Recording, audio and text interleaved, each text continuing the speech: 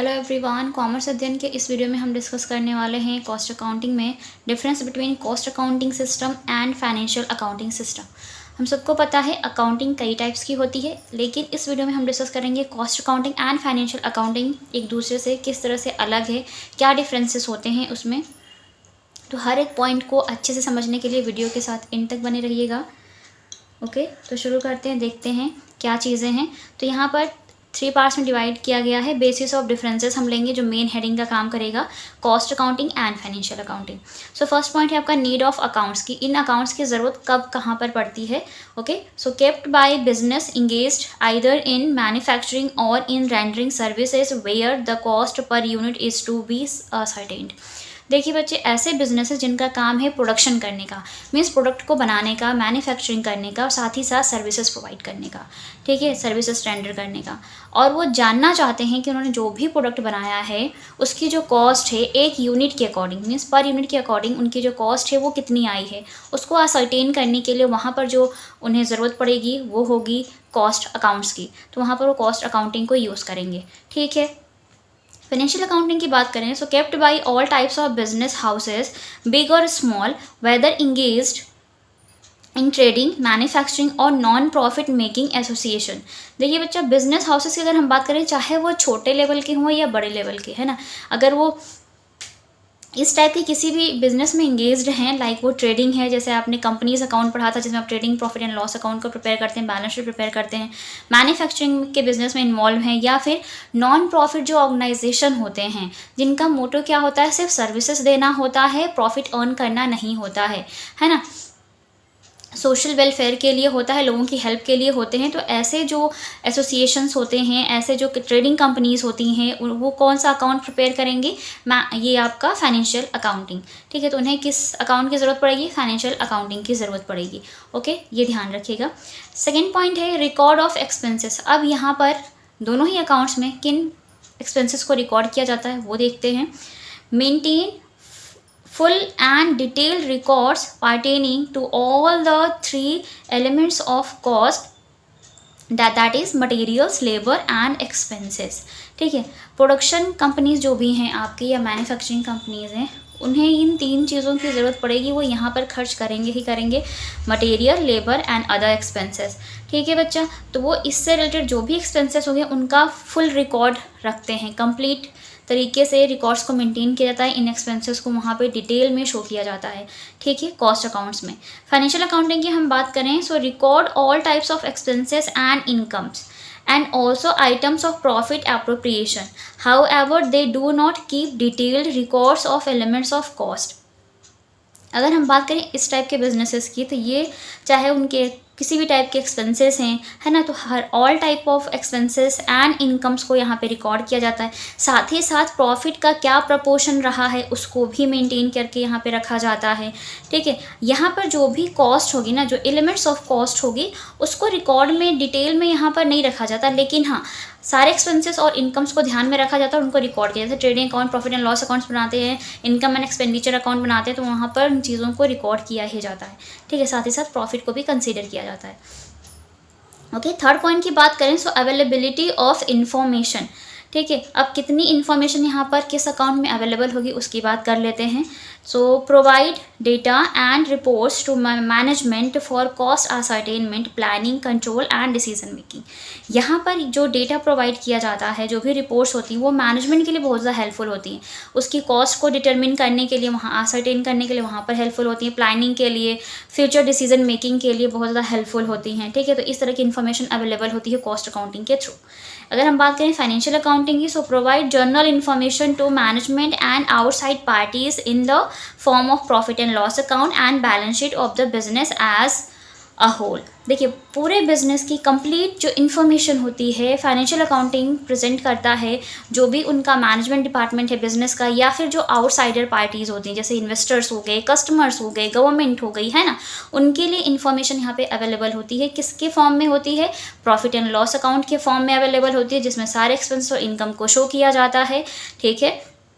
Balance sheet के through होती है, जिसमें उस बिज़नेस की सारी एसेट्स और लायबिलिटीज़ को दिखाया जाता है, जहाँ से पता किया जा सकता है कि जो कंपनी है उसकी क्या फाइनेंशियल कंडीशन है, ठीक है, तो ये सारी चीज़ें यहाँ पर अवेलेबल होती हैं, ये इन्फॉर्मेशन ईजिली अवेलेबल होती हैं।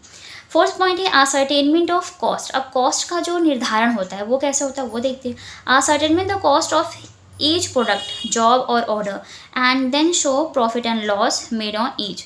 देखिए यहाँ पर जो भी प्रोडक्ट है, जो भी जॉब या ऑर्डर मिला है एक मैन्युफैक्चरिंग कंपनी को, फैक्ट्री को, तो वहाँ पर उसकी जो कॉस्ट है उसको निर्धारित करने में बहुत ज़्यादा हेल्पफुल होती है। साथ ही साथ उसका प्रॉफिट एंड लॉस को भी यहाँ पर शो किया जाता है उसके बाद। मीन्स ये चीज़ें डिटरमिन करने के बाद, असर्टेन करने के बाद प्रॉफिट एंड लॉस को भी शो किया जाता है कॉस्ट अकाउंटिंग में। ठीक है, फाइनेंशियल अकाउंटिंग की बात करें तो do not show profit and loss on each product, job और ऑर्डर इंडिविजुअली। यहाँ पर जो कंपनीज होती हैं वो अपनी किसी एक पर्टिकुलर प्रोडक्ट की प्रॉफिट और कॉस्ट को शो नहीं करती हैं, है ना। जो भी प्रॉफिट एंड लॉस होगा पर्टिकुलर किसी प्रोडक्ट की या जॉब की या ऑर्डर की, उसको नहीं शो करती कंपनी। ओवरऑल अपने उस फाइनेंशियल ईयर का फाइनेंशियल अकाउंट प्रिपेयर करती है कि उस पर्टिकुलर फाइनेंशियल ईयर में टोटल जो भी उनका प्रोडक्ट था, जो भी जॉब या ऑर्डर रहा उनके पास, उसके थ्रू उनको कितना प्रॉफिट और लॉस हुआ वो शो करते हैं। पर ऑर्डर या पर प्रोडक्ट के अकॉर्डिंग वो नहीं करते हैं, ये ध्यान रखिएगा। लेकिन कॉस्ट अकाउंटिंग में क्या होता है, हर एक पर्टिकुलर जॉब, ऑर्डर और प्रोडक्ट को ध्यान में रखकर उसका कॉस्ट को असर्टेन किया जाता है और फिर उसका प्रॉफिट एंड लॉस को फाइंड आउट किया जाता है और उसको शो भी किया जाता है। ठीक है बच्चे, समझिए। फिफ्थ पॉइंट है आपका पीरियड ऑफ इंफॉर्मेशन। अब पीरियड ऑफ इंफॉर्मेशन को डिटेल में देखते हैं क्या यहाँ पे टाइम यूज़ किया जाता है। ठीक है, so provide information to management as and when desired, daily, weekly, monthly, quarterly etcetera. यहाँ पर जो इन्फॉर्मेशन प्रोवाइड होगी मैनेजमेंट को वो उनके इच्छा के अनुसार हो सकती है। वो डेली बेसिस पे जान सकते हैं, वीकली जान सकते हैं, मंथली, क्वार्टरली, ईयरली, उनकी मर्जी। ठीक है, तो ईजिली वो जान सकते हैं अपने अकॉर्डिंग, मैनेजमेंट जान सकता है अपने अकॉर्डिंग जब भी उसको नीड होगी। ठीक है, फाइनेंशियल अकाउंटिंग की बात करें so provide operating net results and financial position at the end of financial year. तो फाइनेंशियल ईयर जैसे मैंने बात किया कि पर्टिकुलर फाइनेंशियल ईयर में एक कंपनी अपना फाइनेंशियल अकाउंट प्रिपेयर करती है, तो उससे क्या पता चलता है उस पर्टिकुलर फाइनेंशियल ईयर में पूरे एक साल का डेटा अवेलेबल होता है। उस एक साल के बारे में पूरा पता चलता है कि उस ईयर में कितना प्रॉफिट हुआ, कितना लॉस हुआ, कितना एक्सपेंसेस हुआ, कितना प्रॉफिट हुआ, है ना, इनकम क्या, कहाँ से क्या जनरेट हुई, ये सारी चीज़ें शो होती हैं। कॉस्ट अकाउंटिंग में क्या है, वो अपनी डिज़ायर के according daily wise, weekly, monthly, quarterly, half yearly, है ना, ईयरली अपने अकॉर्डिंग वो जान सकते हैं, इन्फॉर्मेशन प्राप्त कर सकते हैं। लेकिन फाइनेंशियल अकाउंटिंग में ऐसा नहीं होता। फाइनेंशियल अकाउंटिंग क्या रिप्रेजेंट करता है, एक पर्टिकुलर फाइनेंशियल ईयर की एक बिजनेस की फाइनेंशियल पोजीशन को दिखाता है। ठीक है, समझ गए। तो यहाँ पे इस तरह की इन्फॉर्मेशन उन्हें मिलेगी। ये यहाँ पर उन्हें ईयरली मिलेगी, यहाँ पर उन्हें अपने अकॉर्डिंग मिलेगी। ठीक है, मैनेजमेंट को। 6 पॉइंट है एस्टिमेट्स अस एक्चुअल। अब एस्टिमेट्स वर्सेस एक्चुअल। एस्टिमेट्स का मतलब होता है बच्चा एक अनुमान लगाना, और एक्चुअल का मतलब होता है कि वास्तव में कितना खर्चा आया है या कितना प्रॉफिट हुआ। ठीक है, ये सारी चीज़ें। तो यहाँ पे अगर बात करें कॉस्ट अकाउंटिंग की, to calculate the cost the indirect expenses include therein are based on estimates. तो कॉस्ट अकाउंटिंग में क्या होता है, यहाँ पर जो भी चीज़ें कंसीडर की जाती हैं ना वो एस्टिमेट्स पे डिपेंड करती हैं। यहाँ पर ज़्यादातर चीज़ों के बारे में अनुमान लगाया जाता है। जैसे किसी प्रोडक्ट को बनाना है तो वो उनका एक अनुमान होता है। जैसे मान लीजिए ये पेन है, तो इस पेन को बनाने में 4 रुपये 5 रुपये आएंगे एक पेन को बनाने पे, है ना, तो वो उनका एक अनुमान होता है। और एक्चुअल अगर हम बात करें तो जब इस पेन को बनाकर रेडी किया जाता है तो बाद में डिसाइड किया जाता है कि एक्चुअल में इस पेन को बनाने में तो 3 रुपये ही खर्च हुए, है ना। 5 रुपये डिसाइड किया था लेकिन 3 रुपये ही खर्च हुए, तो 5 रुपये एस्टिमेट्स हो गया, 3 रुपये एक्चुअल कॉस्ट हो गई। ठीक है, तो कॉस्ट अकाउंटिंग ज़्यादातर एस्टिमेट्स पे डिपेंड करती है, और जो फाइनेंशियल अकाउंटिंग होती है वो एक्चुअल ओवरव्यू पे डिपेंड करता है। ठीक है, शो हिस्टोरिकल कॉस्ट। जैसे कि यहाँ पे अगर हम बात करें, हमारा जो पॉइंट था वो है आपका 6 point, show historical cost that is they include expenses having actually been incurred in the financial year. तो यहाँ पर एक्चुअल में जो भी खर्चा हुआ है उसी को इंकर्ड किया जाता है फाइनेंशियल ईयर में, ध्यान रखिएगा। और यहाँ पर जो एस्टिमेट्स होती हैं उनको कंसीडर किया जाता है कॉस्ट अकाउंटिंग में। ओके, 7th पॉइंट की यहाँ पे अगर हम बात करें बच्चा, तो वो है आपका फोकस एरिया। किन एरिया पे ज़्यादा फोकस किया जाता है कॉस्ट अकाउंटिंग में अगर हम बात करें। So greater control is exercised on materials and stores, labor and overhead cost by budgetary control and standard costing. No emphasis is given to cash in hand and bank transactions.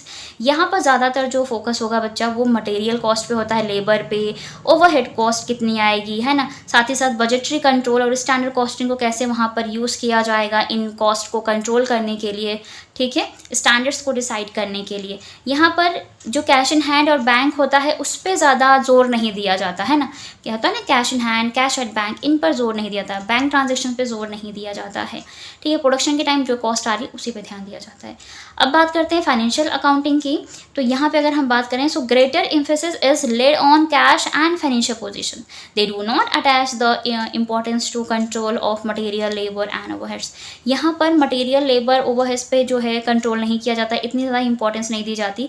लेकिन जो भी आपका cash form में काम हो रहा है, cash at bank है, कैश इन हैंड है, उसको यूज़ किया जा रहा है, तो उस पर ज़्यादा जोर दिया जाता है, उसको ध्यान दिया जाता है, ताकि फाइनेंशियल पोजीशन को एग्जैक्टली जाना जा सके कि कितनी कैश की अवेलेबिलिटी है, कितना कैश का इनफ्लो हुआ, आउटफ्लो हुआ, ये सारी चीज़ें। ठीक है, तो ये मैटर करता है फाइनेंशियल अकाउंटिंग में बच्चे, तो ये ध्यान दीजिएगा। चलिए नेक्स्ट पॉइंट की बात करेंगे हम यहाँ पे अब। 1 सेकेंड। ओके,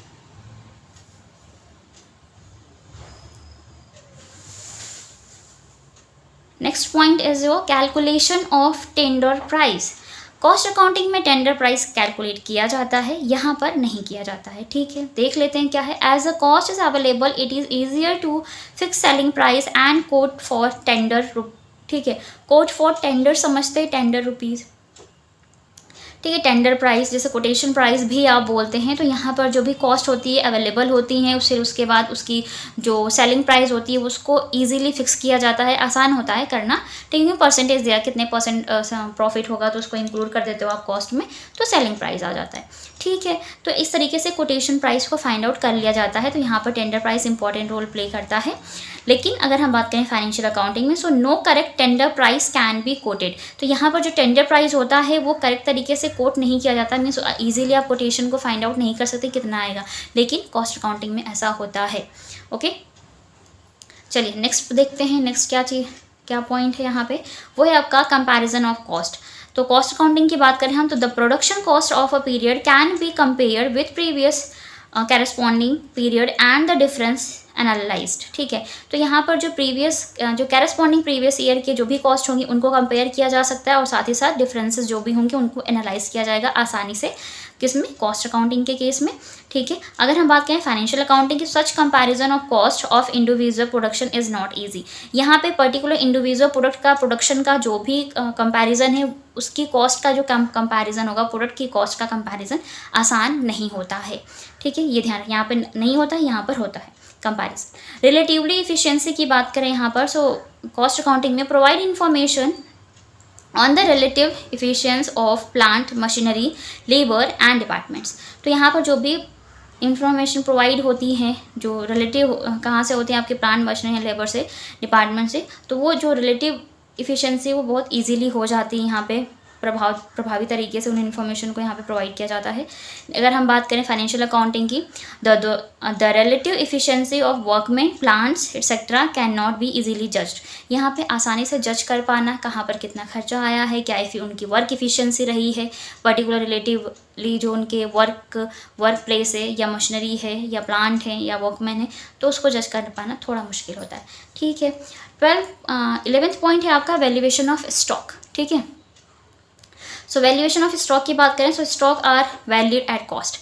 देखिए, कॉस्ट अकाउंटिंग में जो आपका क्लोजिंग स्टॉक होता है, या स्टॉक की बात करें, चाहे ओपनिंग हो या क्लोजिंग हो, उनका जो वैल्यूएशन होता है बच्चा, वो हमेशा कॉस्ट प्राइस पे होता है, ध्यान रखिएगा। लेकिन फाइनेंशियल अकाउंटिंग की अगर हम बात करें, so stock are valued at cost price और market price whichever is lower. तो जो आपका कॉस्ट प्राइस है और जो आपका मार्केट प्राइस है, market price that means your selling price या इनवॉइस प्राइस जिसे बोलते हैं, इन दोनों में से जो सबसे कम होगा उस प्राइस पर जो स्टॉक है उसका वैल्यूएशन होगा, ये ध्यान रखिएगा। ठीक है, दोनों का जो कॉस्ट प्राइस जो है लोअर होगा, चाहे वो आपका कॉस्ट प्राइस हो या मार्केट प्राइस हो, दोनों में से जो कम होगा उस पर स्टॉक का वैल्यूएशन किया जाता है, ये ध्यान रखिएगा। और यहाँ पर कॉस्ट अकाउंटिंग में कॉस्ट प्राइस पर ही स्टॉक का वैल्यूएशन किया जाता है। ठीक है, इंटरनल वर्सेस एक्सटर्नल की बात कर लें, तो कॉस्ट अकाउंटिंग की बात करें तो these accounts are for internal transactions and do not form the basis of receipts and payments to outside parties. देखिए बच्चा, जो भी प्रोडक्शन होता है, जिस फैक्ट्री का फैक्ट्री में प्रोडक्शन हो रहा है, ठीक है। तो जब वो फैक्ट्री प्रोडक्ट को बनाती है तो वो अपने अंदर ही फैक्ट्री के अंदर ही तो काम हो रहा है ना। तो ज़्यादातर ये जो अकाउंट्स होते हैं वो इंटरनल अकाउंट्स होते हैं, ठीक है, इंटरनल ट्रांजेक्शन्स होते हैं कॉस्ट अकाउंटिंग में, और ये बाहर की पार्टी से इनका कोई ज़्यादा वो लेना देना नहीं होता है। लेकिन अगर हम फाइनेंशियल अकाउंटिंग की बात करें यहाँ पर, सो दे फॉर्म बेसिस और एक्सटर्नल ट्रांजेक्शन ऑल्सो। तो यहाँ पर जो बात करें तो एक्सटर्नल ट्रांजेक्शन ज़्यादातर होते हैं, and record receipts, payments and credit transaction. यहाँ पे रिसीट्स एंड पेमेंट जो होते हैं वो बाहर की पार्टी से ज़्यादा होते हैं। बाहर से आप लोन लेते हैं तो वो क्रेडिट ट्रांजेक्शन्स का भी रिकॉर्ड यहाँ पर रखा जाता है, ठीक है। तो ये इंटरनल ट्रांजेक्शन्स के लिए होता है कॉस्ट अकाउंटिंग, और जो फाइनेंशियल अकाउंटिंग है उसमें इंटरनल एंड एक्सटर्नल दोनों ही आ जाते हैं, ध्यान रखिएगा। लीगल कंप्लायंसेस की बात करें यहाँ पर, जो 13 पॉइंट है आपका वो देख लेते हैं कॉस्ट अकाउंटिंग में। The companies act has made it obligatory for certain industries to maintain cost accounting, otherwise it is voluntary to maintain cost them। देखिए कुछ कंपनीज ऐसी हैं जो कंपनीज एक्ट क्या कहते हैं उनके लिए कि उन इंडस्ट्रीज़ को जो कि प्रोडक्शन का काम कर रही हैं, तो जो आपका कंपनीज एक्ट है उन इंडस्ट्रीज़ के लिए इम्पॉर्टेंट हो जाता है, ठीक है, क्या प्रिपेयर करना, कॉस्ट अकाउंट्स को मेंटेन करना। लेकिन कुछ कंपनीज, कुछ इंडस्ट्री जो होती हैं वो वॉलेंटियरी होती है, मीन्स उनकी मर्जी, अपनी मर्जी के हिसाब से उसको मेंटेन कर सकती हैं, चाहे तो नहीं भी कर सकती हैं, ऐसा होता है। तो डिपेंड करता है किस कैटेगरी का इंडस्ट्री है, किस टाइप के प्रोडक्ट के साथ वो डील कर रहे हैं, ठीक है। अब यहाँ पे बात करें फाइनेंशियल अकाउंटिंग की वजह, so it is almost necessary to maintain this accounting to run businesses, to meet the requirements of companies act and income tax act, it is obligatory to keep them.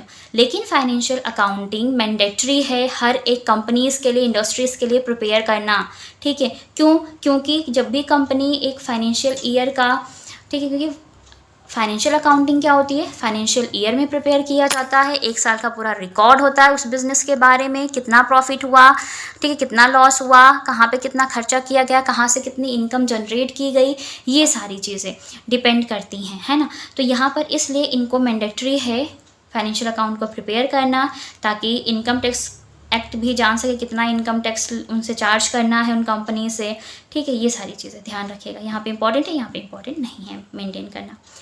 फिर है presentation. Cost accounting की बात करें, so charts, graphs, diagrams, statements etcetera are much used in this system for informatory reports to management. अब management को report करने के लिए वो इन चीज़ों का यूज़ करते हैं, ठीक है, इस तरह से वो प्रेजेंटेशन करते हैं, ग्राफ के through, charts and diagram and statements के थ्रू बच्चे, ठीक है। फाइनेंशियल अकाउंटिंग की बात करें, so not much use in made of such presentation of this system. यहाँ पर ग्राफ, चार्ट्स एंड डायग्राम्स की ज़रूरत नहीं पड़ती। यहाँ पे जो फाइनेंशियल अकाउंट्स बनाए गए हैं उन्हीं की नीड होती है, उन्हीं के थ्रू प्रेजेंटेशन होता है। यकीन करती हूँ इस वीडियो में आपको ये सारे पॉइंट अच्छे से क्लियर हो गए होंगे कि क्या डिफरेंसेस होते हैं आपके cost accounting system and financial accounting system के बीच में। ओके, वीडियो अच्छी लगी हो तो लाइक ज़रूर कीजिएगा, फ्रेंड्स के साथ शेयर कीजिएगा। चैनल पर हमारे नए विजिटर हों तो चैनल को सब्सक्राइब कर लें, साथ ही साथ बेल आइकन को प्रेस कर लें ताकि आने वाली वीडियोज़ की नोटिफिकेशन आपको बिल्कुल टाइम पर मिलती रहे। किसी भी टॉपिक पर आपको वीडियो चाहिए तो आप मुझे कमेंट सेक्शन में कमेंट करके बता सकते हैं, इंस्टाग्राम पेज पे डायरेक्ट मैसेज कर सकते हैं। ओके, सो आज की वीडियो में इतना ही, मिलते हैं नेक्स्ट वीडियो में, तब तक के लिए take care and thank you so much for watching this video.